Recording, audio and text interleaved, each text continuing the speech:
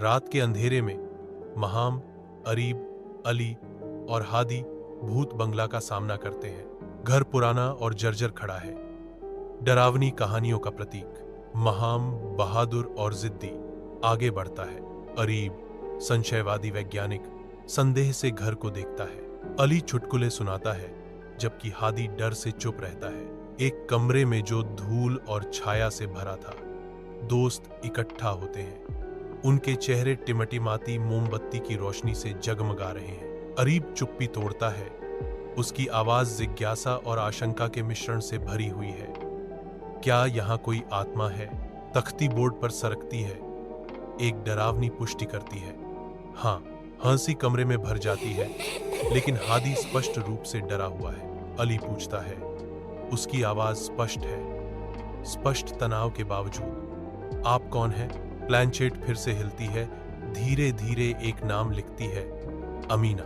एक अंतिम अशुभ संदेश प्रकट होता है, बाहर निकल जाओ, इससे पहले कि बहुत देर हो जाए। अंधेरा छा जाता है क्योंकि बत्तियां टिमटिमाती हैं और बुझ जाती हैं। दरवाजे बहरेपन के साथ बंद हो जाते हैं। एक ठंडी चीख हवा में घुस जाती है क्योंकि हवा खिड़की से होकर गुजरती है। अली के पीछे एक छाया चलती है। अली की आंखों से खून रिसता है और वह गिर जाता है। महाम फुसफुसाती है, यह सिर्फ मन का एक चाल है।